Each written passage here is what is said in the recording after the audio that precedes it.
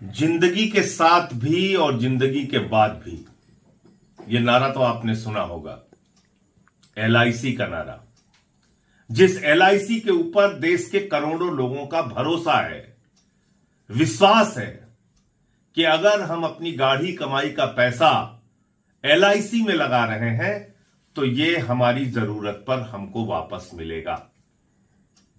लेकिन उस एलआईसी संस्था को देश के प्रधानमंत्री नरेंद्र मोदी ने अपने दोस्त अडानी के लिए कैसे बर्बाद किया, कैसे नष्ट किया, इसकी एक रिपोर्ट वॉशिंगटन पोस्ट नाम के अखबार में आई है।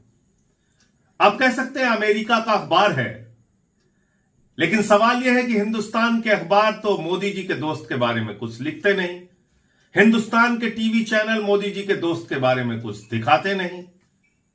तो कहीं भी अगर खबर छप रही है तो उस खबर की सत्यता क्या है, यह जरूरी है।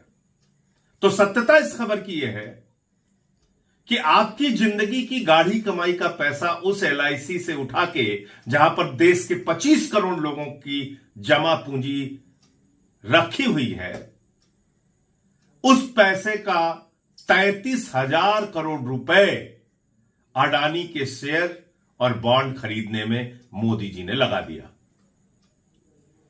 33,000 रुपए नहीं, 3300 करोड़ रुपए भी नहीं, 33,000 करोड़ रुपए। आपके स्कूल के लिए पैसा नहीं है, अस्पताल के लिए पैसा नहीं है, महंगाई के लिए पैसा नहीं है, आपकी जिंदगी में सुविधाएं देने के लिए पैसा नहीं है, किसान का कर्ज माफ करने के लिए सरकार के पास पैसा नहीं है, लेकिन अपने दोस्त के लिए सरकार ने खजाना खोल दिया और एलआईसी से कहा हमारा दोस्त डूब रहा है, अडानी डूब रहा है, उसके ऊपर निवेशकों का भरोसा पैदा हो, इसलिए तुम इनके शेयर और बॉन्ड खरीदो। और 33,000 करोड़ रुपए का शेयर अडानी का एलआईसी ने खरीदा। अब आपका भविष्य जिंदगी के साथ और जिंदगी के बाद भी नारा देने वाली एलआईसी से नहीं जुड़ा है, अडानी से जुड़ा है। अडानी डूबेगा, आपका पैसा डूबेगा। अडानी का जब ये रेत का महल गिरेगा तो उसमें देश के करोड़ों निवेशकों का भी पैसा डूबेगा। सवाल तो बनता है, आवाज उठानी पड़ेगी। क्या अपने एक दोस्त के लिए देश को इसी तरह से नीलाम किया जाएगा?